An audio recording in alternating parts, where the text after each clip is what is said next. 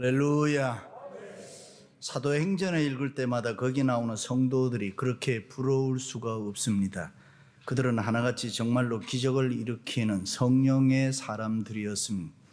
사도행전이 시작되면서 성령님께서 임하심과 동시에 이 땅에 교회가 세워졌습니다. 성령님이 임하심으로 신기하고 놀라운 기적들이 일어났습니다. 성령님이 임하시고 이 땅에 교회가 시작되므로 교회를 통하여 하나님의 나라, 킹덤 오브 갓, 하나님의 나라가 시작되었기 때문에 그렇습니다.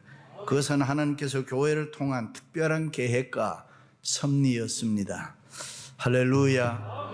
첫째로, 그래서 교회는 중요합니다. 믿습니까? 그 교회가 예수님의 몸이 되게 하신 것입니다. 그래서 하나님의 나라의 통치자, 주권자, 왕이신 예수님을 그 교회와 함께 이 땅에서 하나님의 나라를 이루어 나가시기를 원했습니다. 그래서 어느 지역에 교회가 세워졌다, 아니면 또 다른 어느 지역에 로컬 처치가 세워졌다는 것은 하나님의 나라가 그만큼 확장되었다는 것입니다. 할렐루야. 교회가 확장되고 사람들이 많이 모이는 것은 그만큼 하나님의 나라의 영역이 부흥되었으니 아주 좋은 일인 것입니다. 그런 관점에서 사도행전을 공부하고 사도행전을 들으면서 읽으면 새로운 통찰력, 인사이트가 생기는 것입니다. 사복음서를 읽어보면 예수님을 여러 관점에서 여러 모양으로 보여주고 있습니다. 하나님의 아들이다, 예수님은 길이다, 진리다, 생명이다, 예수님은 부활이 되시고 소망이 되시고 선한 목자라고 여러 모양으로 말씀하고 있습니다.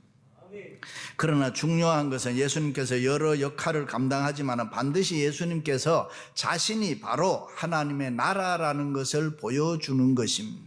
따라서 예수님이 계신 곳이 하나님의 나라이고, 내가 그 예수님을 믿음으로 영접해서 내가 하나님의 자녀가 되고 예수님과 내가 하나가 되면은 하나님의 나라는 이미 내 안에 임하게 된 줄로 믿습니다. 그러므로 나는 예수님과 함께 교회로서 하나님의 나라의 삶을 오늘 또 살아가고 있는 것입니다. 할렐루야. 그런데 안타까운 것은 내가 그것을 경험하지 못할 수가 있습니다. 하나님의 나라의 신령한 은혜와 축복과 능력과 기적을 내가 온전히 경험하지 못하고 이 세상에 휘둘려 살아갈 때가 많습니다. 그러나 초대교회 성도들은 하나님의 나라를 온전히 다 경험하며 살았습니다. 마음속에는 성령의 뜨거운 열기가 가득 차 있었습니다.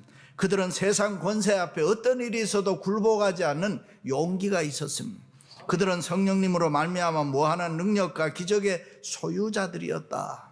그들을 한마디로 표현하면 기적을 일으키는 성령의 사람들이었습니다. 할렐루야. 오늘 말씀은 제9시 기도 시간에 베드로와 요한이 성전에 올라갈세라고 시작하고 있습니다. 성전에 올라가기 위해서는 고린도의 놋새로 만든 큰 문이 있었습니다. 은과 금으로 두껍게 입혀져 있었고 높이가 75피트 그리고 넓이가 60피트나 되는 거대한 문입니다. 메다로 하면 한 23m 높이, 18m 넓이 뭐 그런 거죠. 사람들은 원래 이 문을 니카노르 게이트라고 불렀습니다. 성전에 들어가는 유일한 문, 예배를 하기 위해, 제사를 하기 위해, 기도를 하기 위해 들어가는 유일한 문입니다. 그런데 이 문이 너무 아름답고 훌륭하기 때문에 애칭으로 아름다운 문, 뷰티풀 게이트라고, 미문이라고 불렀습니다. 그런데 이 아름다운 문 앞에는 아이러니하게도 안전뱅이, 거지가 쭈그리고 앉아서 구걸하고 있는 것입니다.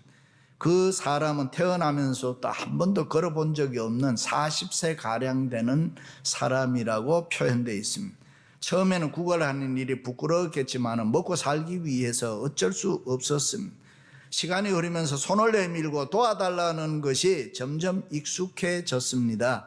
그러나 그의 마음 한구석에는 언제나 나도 다른 사람처럼 걸으면 좋겠다, 나도 다른 사람처럼 일어나서 다니면 좋겠다, 뛰어보고 싶다라는 욕망이 있었을 것입니다. 어쩌면 그 모습이 바로 우리들의 모습이 아닙니까? 예수 믿은 지는 오래되었지만 한 번도 제 발로 걸어보지 못하고 한 번도 뛰어보지 못한 우리들의 신앙생활이 그렇지 않습니까? 그렇게도 능력이 풍성하시고 사랑이 많으신 하나님의 집 교회를 언제나 습관처럼 드나들면서도 아무런 변화와 기적에 대한 기대도 가지고 있지 않지는 않습니까? 성전에 앉아 구걸하는 그 불쌍한 사람처럼 때로는 그저 먹고 사는 한 가지 목적을 위해서 내가 그냥 이 신앙생활을 하고 있지는 않습니까? 다시 말해 교회가 주는 예수님의 새 생명의 기적과 능력을 기대하지도 아니하고 그저 사람들로부터 사랑과 위로를 받으려고 하면서 살아가는 것이 우리의 신앙생활의 모습은 아닌지 모르겠습니다. 교회를 다니다 보면 때때로 내가 이렇게 믿어서는 예수 믿어서는 안 되는데 좀 더 열심히 믿어야 되는데 내가 좀 더 잘 믿어야 되는데 여러 번 생각했을 겁니다. 그러나 1년, 2년, 수십 년 세월이 흐르면서 교회 생활이 매너리즘에 빠지고 익숙해지는 동안에 그래 그렇게 별나게 믿을 필요가 뭐가 있겠나. 그저 적당히 믿으면서 그런 생각으로 신앙생활을 하고 있지는 않습니까? 그러는 동안에 우리는 신앙의 기적을 포기하고 기도의 무릎과 발목은 굳어지고 기적과 성령의 능력을 다 잃어버리는 그런 평범한 성도로 살아가지는 않습니까? 그래서는 안진뱅이가 구걸하는 생활을 오래 하는 동안에 사람들 눈치 보면서 깨만 늘어갔듯이 교회 생활도 잘못하면 세상적인 방법이 늘어나고 사람들 보는 평가와 요령만 생기기가 쉽습니다. 교회 안에서 예배를 통한 기적과 변화를 경험하지 못하고 안진뱅이처럼 현실에 안주하며 하나님의 나라가 이루는 이 기적을 포기해버리고 말았습니다. 하나님의 나라와 교회를 위해 충성하며 헌신하며 봉사하면서 열심히 살아야 되는데 이 거룩하고 아름다운 생각을 그냥 내 스스로 눌러버리고 말았습니다. 어떤 때는 하나님의 나라와 교회를 위해 얻어맞고 욕먹고 핍박을 받으면 그게 복이 있는데 그것보다는 욕 안 먹고 손해 안 보고 가만히 앉아 있는 것이 더 편하고 좋다라고 생각하지 않습니까? 그러나 절대로 그렇지 않습니다. 일찍이 에릭 프롬은 호모 이렉터스라는 말을 했습니다. 역사는 인간이 앉아서만 살 수 없는 존재다. 인간은 서서 사는 동물이라고 이야기했습니다. 그렇습니다. 하나님은 우리 인간을 서서 사는 존재로 만들어줬습니다. 하나님은 우리들에게 하나님의 나라와 교회를 위해서 특별한 사명을 주고 너가 이렇게 살아라 그랬습니다. 그런데 사단은 인간의 죄와 죽음으로 얽어매어 주저앉혀 버리고 말았습니다. 하나님의 나라와 교회를 위해 일하지를 못하도록 우리의 손발을 다 힘을 빼버렸습니다. 그리고 하나님을 등지고 세상을 사랑하며 이 세상을 흉내내며 쫓아가도록 만들고 버리고 말았습니다. 세상의 것으로 현실 육체에 집착하게 만들었습니다. 교회와 예배를 통해서 신앙의 기적을 일으키지 못하도록 그냥 주저앉아 있도록 우리를 만들어 버리고 말았습니다. 그러나 문득문득 성령님께서는 아무개야 일어나야 된다, 앉아 있으면 안 된다, 믿음으로 기적을 일으켜라, 기적을 일으키면서 살아라, 그렇게 말씀하지만은 우리는 이 세상에 얽어매여 이 축복의 말씀을 그냥 눌러버리고 좋은 게 좋다라고 생각하며 살아갈 때가 얼마나 많습니까? 그래서 안진뱅이처럼 교회를 드나들지만은 우리에게 일어나야 할 변화와 축복, 기적이 일어나지를 않습니다. 그래서 교회 안에서 하나님의 나라의 그 풍성함을 내가 정말로 한 번도 맛보지 못하고 문전에 앉아 구걸하는 안진뱅이와 같은 그런 신앙생활을 현재 우리가 하고 있지는 않습니까? 그렇습니다. 하나님께서 우리를 부르신 것은 그저 세상 사람과 똑같이 살고 똑같이 잘 먹고 잘 살고 평범하게 살라고 부르신 것이 아니라 하나님의 나라와 교회를 위해서 사명이 있어서 우리를 부르셨다. 믿으시면 아멘. 그래서 사도행전을 보면 하나님의 교회가 핍박과 어려움을 겪으면서 성장하고 성숙하는 모습을 보여줍니다. 그런데 자세히 보면 우리의 상식과 완전히 다른 것을 발견합니다. 하나님께서 하나님의 나라와 교회를 부흥시키고 터전을 넓혀가는 방법은 이 세상의 상식이나 방법과는 완전히 다른 것입니다. 그러므로 세상 방법이 우리 교회 안에 들어오지 못하게 해야 됩니다. 세상의 성공 방법이 우리를 다스리지 못하게 해야 된다 그 말입니다. 하나님의 방법이 우리와 우리 교회를 다스리게 해야 되는 것입니다. 그 하나님의 방법이 뭡니까? 그것이 예배를 통한 기적인 것입니다. 사도행전에서 우리에게 주는 가장 중요한 메시지는 여러 가지 사건과 이야기를 통해서 하나님의 나라와 교회가 예배를 통한 예배로 기적을 이루는 것을 말하는 것입니다.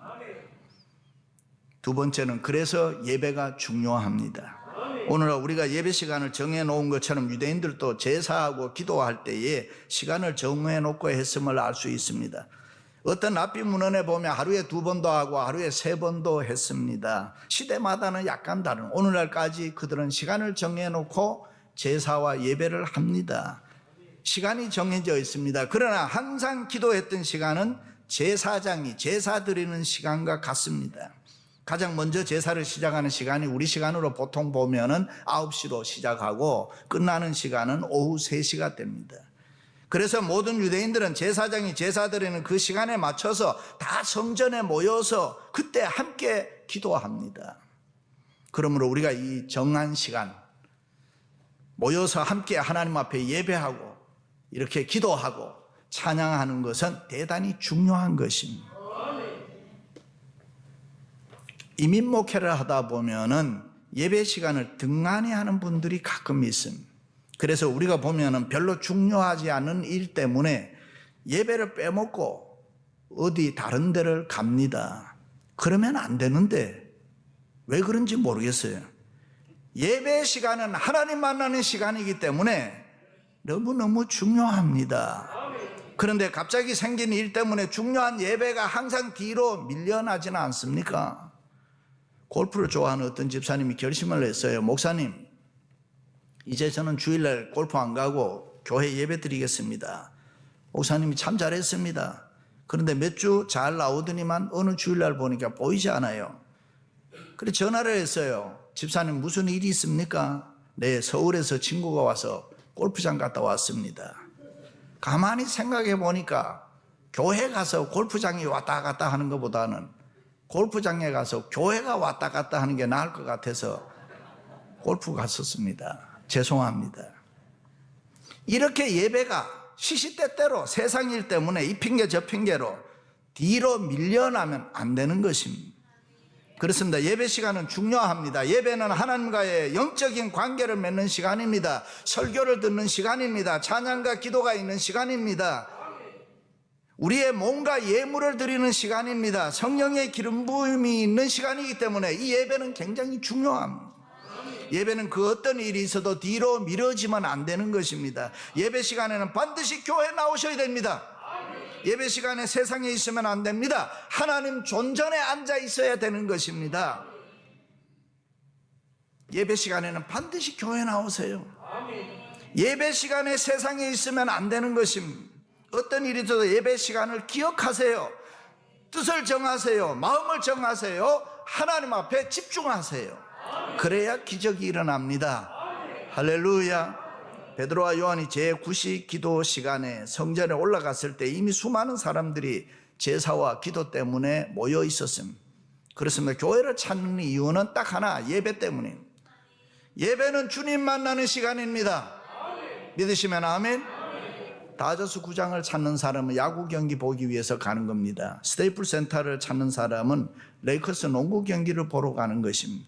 어떤 음식점을 찾는 사람은 식사를 하기 위해서 가는 것입니다. 학교를 찾는 사람은 공부하기 위해서 가는 것입니다. 직장은 돈 벌기 위해서 찾는 것입니다.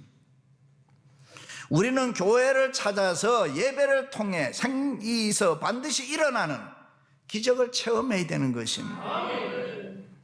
그렇습니다. 예배하며 사는 우리에게는 이 예배 때마다 생동하는 기적의 변화를 경험할 수가 있어야 되는 것입니다. 이 땅에 있는 교회는 세상의 빛입니다. 이 땅에 있는 교회는 세상의 소망입니다. 믿으시기를 바랍니다. 그래야 언제나 새로워져야 합니다. 회개하고 깨끗해지고 성결되고 거룩해지도록 우리는 늘 힘써야 되는 것입니다. 그래야 우리는 예배를 통한 새로운 기적을 체험하기 할 수 있기 때문에 그렇습니다. 할렐루야. 세 번째는 그때 기적이 일어났습니다. 성전 미문에 앉아서 구걸하는 이 안진뱅에게 두 사람이 나타났습니다. 베드로와 요한입니다. 거지는 도와달라고 여느 때처럼 손 내밀어 도와달라고 했습니다. 베드로와 요한은 이 안진뱅이를 내려다보면서 자기들을 보라 그랬습니다. 우리를 쳐다봐라. 왜요? 의식의 전이가 이루어지지 않으면 그 어떤 경우에도 기적을 일으킬 수가 없습니다. 그래서 베드로와 요한은 쳐다보는 순간 존재의 혁명이 일어난 것입니다. 베드로와 요한이 뭐라고 했습니까? 은과 금은 내게 없거니와. 그 순간 안진뱅이는 돈 없다는 소리에 분명히 실망했을 겁니다. 그러나 절대로 그렇지 않습니다. 우리는 이 싸움에서 오늘 또 이겨야 되는 것입니다. 오늘 예배하는 우리들의 삶 속에 기적이 일어나지 않는 것은 나사렛 예수가 아니라 은과 금에 대한 인간의 기대와 욕심과 애착이 너무 앞서 있기 때문에 그렇습니다. 그러므로 모든 인간은 우리가 기적을 얻기 위해서는 인간적인 기대와 세상적인 애착이, 세상적인 욕심이 우리에게 포기되어야 합니다. 은과 금에 대한 인간의 욕심이 무너져 내려야 된다, 그 말입니다. 드디어 놀라운 음성이 들렸습니다. 내게 있는 것으로 내게 주노니 곧 나사렛 예수 그리스도의 이름으로 일어나 걸으라. 할렐루야. 이것이 복음입니다. 믿음은 들음에서 납니다. 잘 들어야 기적이 일어납니다. 할렐루야. 그렇습니다. 오늘날 우리가 기적을 경험하지 못하는 것은 하나님의 말씀을 진지하게 듣지 않기 때문에 그렇습니다. 들어도 골라가며 듣습니다. 편하게 들으려고 합니다. 책망이나 부담되는 이야기는 안 들으려고 합니다. 그러나 우리가 분명히 알아야 되는 것은 하나님의 말씀을 액면 그대로 순수하게 들으면은 내 생활에 기적은 일어나는 것입니다. 할렐루야. 원래 안진뱅이가 요구하는 것은 은과 금, 돈이었습니다. 나사렛 예수의 이름이 아니었습니다. 그러나 이 안진뱅이는 베드로와 요한의 말을 들었습니다. 은과 금이 주지 못하는 실망을 듣고 베드로와 요한의 말에 귀를 기울여 들었습니다. 그때 기적이 일어났습니다. 베드로의 손을 잡고 일어났습니다. 할렐루야. 그렇다면 도대체 우리가 하는 신앙생활이라는 게 뭡니까? 바로 이겁니다. 뛰어넘는 것입니다. 지식과 이성을 초월하는 것이 신앙생활입니다. 낙심과 절망을 극복하는 것입니다. 이 사람이 고침을 받자마자 제일 먼저 성전 안으로 들어갔습니다. 이 세상보다 저 세상을 소망하며 사는 것입니다. 그는 고침받기 전까지는 자기 스스로 나는 여기까지라고 생각하고 살았을 겁니다. 내 자리는 언제나 여기까지야. 나는 저기에 못 들어가. 거기는 내 자리가 아니야. 한 번만 뒹굴면은 성전 안으로 들어갈 수 있는데, 성전 안에는 구원이 있습니다. 성전 안에는 영생이 있습니다. 성전 안에는 풍요가 있습니다. 할렐루야. 그러나 그걸 못 넘어요. 구약의 율법 때문에 그렇습니다. 그 당시 몸에 질병이 있으면 부정하게 여겨서 성전 안에는 누구나 못 들어갔습니다. 이 안진뱅이 스스로 나는 저주받았지, 나는 날 때부터 이렇게 됐지, 나는 언제나 하나님의 자비, 하나님의 긍휼, 하나님의 은혜 거기에서 제외되었어. 스스로 늘 마음속에 자기의 한계를 느끼고 살았던 사람. 한편 베드로와 요한이 이 사람을 이날 처음 봤을까요? 아닙니다. 베드로와 요한이 매일 성전에 올라갈 때마다 쳐다봤던 사람입니다. 옛날에 숫자 같던 그 사람이 이날따라 그 사람의 아픔이 눈에 들어온 거예요. 외면할 수 없이 그 아픔을 보기 시작한 거예요. 왜 이렇게 됐을까? 성령이 임하시면 그렇게 되는 것입니다. 할렐루야. 성령님이 임하면 다른 사람에 대해서 관심이 생기기 시작해요. 성령님이 임하시면 옆에 사람의 아픔이 내 눈에 들어오기 시작합니다. 성령님이 임하실 때에 나타나는 특징은 다른 사람의 아픔이 내 아픔이 되고 다른 사람의 괴로움이 내 괴로움이 되는 것입니다. 도저히 견딜 수 없어요. 외면할 수 없어요. 그냥 갈 수가 없어요. 그래서 베드로와 요한이 이 사람 앞에 멈췄습니다. 그리고 다가갔습니다. 성령님이 임하실 때 놀라운 기적이 일어나고 하나님의 나라가 이 안진뱅이에게 임하게 된 것입니다. 할렐루야. 그래서 마지막은 하나님의 나라가 임했습니다. 자기 힘으로 하나님의 나라에 들어갈 수 없었던 그 사람에게 하나님께서 베드로와 요한을 통해서 그 사람에게 하나님의 나라가 임하도록 했습니다. 우리들이 예수님을 믿고 하나님의 자녀가 되었으면 예수님과 함께 하나님의 나라의 특권을 우리가 가지고 있습니다. 영접하는 자, 곧 그 이름을 믿는 자들에게는 하나님의 자녀가 되는 권세를 주셨으니 믿으시면 아멘. 우리가 어디로 가든지 내가 누구를 만나든지 하나님의 나라의 권세를 가지고 만나시기를 바랍니다. 우리는 보통 사람이 아닙니다. 믿습니까? 그러므로 그 권세로 사람을 향해 축복을 선포하십시오. 하나님의 나라를 확장시켜 나가시기를 바랍니다. 사단의 세계를 제압하시기를 바랍니다. 하나님의 능력과 기적을 보여주면서 우리는 살아야 돼요. 왜냐하면 우리가 머리이신 예수님의 몸이기 때문에 그런 것입니다. 하나님의 나라의 일원이 되었기 때문에 베드로와 요한이 기적을 일으켰던 그 능력은 나사렛 예수 그리스도의 이름인 것입니다. 그 이름이 이미 우리에게도 주어져 있다 그 말이죠. 할렐루야. 그 이름 때문에 안진뱅이는 자기도 모르는 사이에 벌떡 일어났습니다. 은과 금이 주지 못하는 놀라운 삶의 기적이 일어난 것입니다. 안진뱅이는 걸었습니다. 안진뱅이는 뛰었습니다. 문전에 앉아있던 그가 이제 성전 안으로 들어갔습니다. 그리고 하나님을 찬양했습니다. 만족한 삶을 살았습니다. 행복하게 살았습니다. 할렐루야. 그러므로 이제는 서는 기쁨, 걷는 기쁨, 달리는 기쁨, 이런 기적을 경험한 그는 절대로 안진뱅이로 돌아가지 않습니다. 겁내는 어린아이는 절대로 걸으려고 하지를 않습니다. 서지를 않습니다. 기어다니는 것이 편하니까요. 안전하니까. 그러나 한번 걸음마를 해본 아이는 아무리 넘어져도 절대로 기어다니지 않습니다. 걸음을 걸을 수 있는 사람에게는 기어다니는 것이 더 힘드니까요. 우리의 신앙생활도 그렇습니다.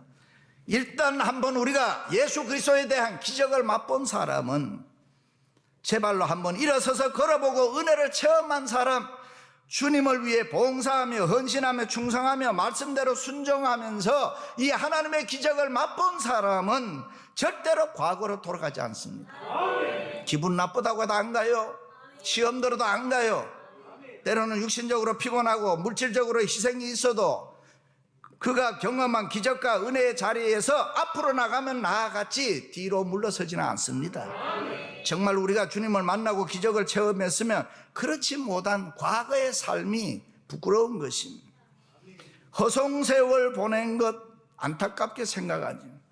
그러므로 우리는 이 세상 살아갈 때에 성령의 사람으로 예배 시간에 새롭게 도전해 보시기를 바랍니다. 할렐루야. 반드시 기적이 일어날 줄로 믿습니다. 사랑하는 성도 여러분, 예배를 통해서 기적을 체험할 수 있기를 주님의 이름으로 축원합니다.